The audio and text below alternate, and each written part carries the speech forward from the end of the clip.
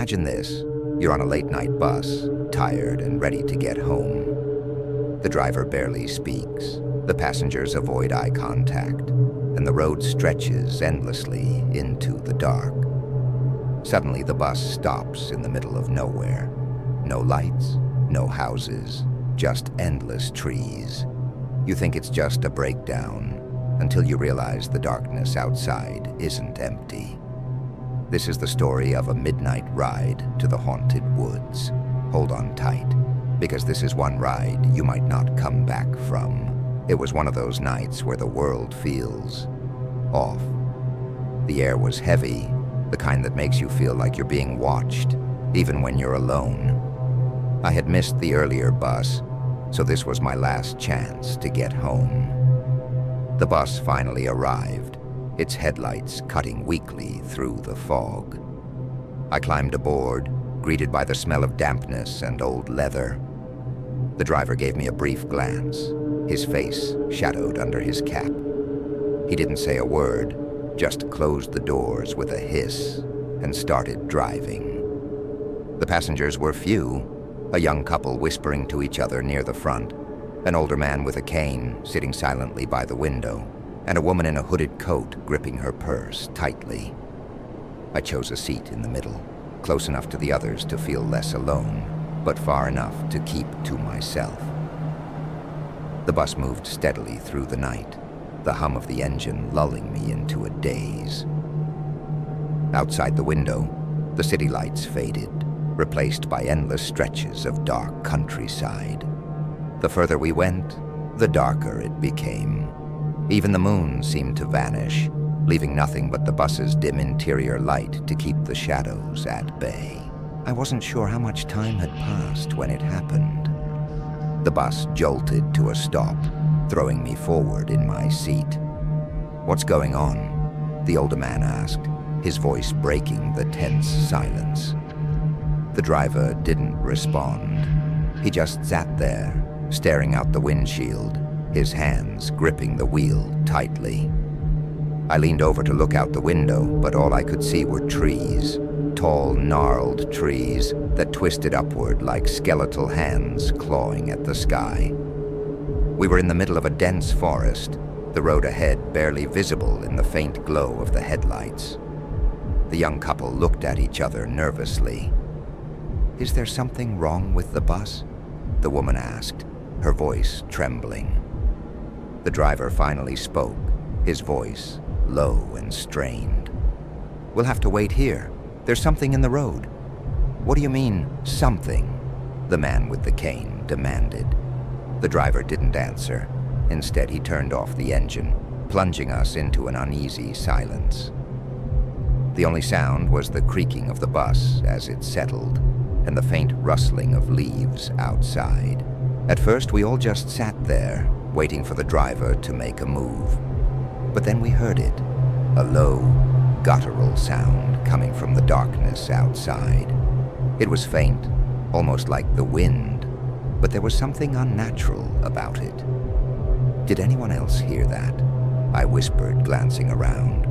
The young woman nodded, her face pale. "It sounded close." The older man scoffed, but I could see his hands trembling as he gripped his cane. "It's just an animal," he muttered. The sound came again, louder this time. It wasn't the wind. It wasn't an animal. It was something else entirely, something that made the hair on the back of my neck stand on end. The woman in the hooded coat suddenly stood up. "I don't think we should stay here," she said, her voice barely above a whisper. "Sit down," the driver snapped, his eyes narrowing. "No one's getting off this bus." But his words didn't reassure me. If anything, they made me feel worse. He sounded scared, terrified even. I couldn't resist looking out the window again, even though every instinct told me not to. The trees seemed closer than before, their twisted branches pressing against the glass like they were trying to get in. And then I saw it. A shadowy figure, just barely visible in the distance. It was tall and thin, its movements slow and deliberate. "There's someone out there," I said, my voice shaking. The others rushed to the windows, their eyes scanning the darkness. The young man cursed under his breath. "What the hell is that?" The figure disappeared into the trees, but then another appeared, and another. They were surrounding us, their shapes flickering like they weren't entirely solid. The older man with the cane started muttering under his breath, clutching a small cross around his neck. The young woman started crying, her boyfriend trying and failing to calm her down.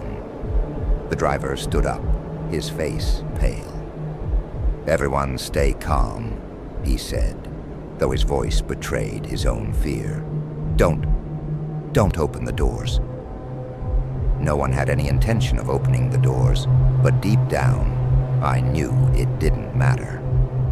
Whatever was out there didn't need an invitation. The bus suddenly went dark. The interior lights flickered, then went out completely, leaving us in near total darkness. "What's happening?" someone shouted.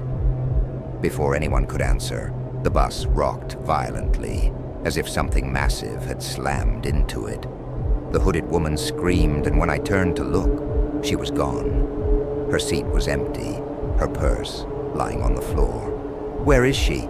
the young man yelled, his voice cracking. She was right here. No one had seen her leave. The doors hadn't opened. She had just vanished. Panic set in. The young couple started banging on the windows, shouting for help, but there was no one to hear them. The driver sat frozen in his seat, his hands trembling as he tried to restart the engine. The guttural sound came again, louder this time, and closer, much closer. Something was outside the bus. We could all feel it, even if we couldn't see it. The air felt heavy, oppressive, like it was pressing down on our chests. The young man grabbed his girlfriend's hand. "We need to get out of here," he said, his voice firm. "And go where?" the older man shot back. "You step outside, you're dead."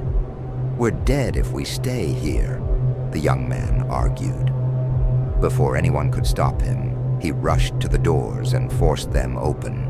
The cold night air rushed in, carrying with it the unmistakable stench of decay. "Wait!" his girlfriend cried, but he was already outside, disappearing into the shadows.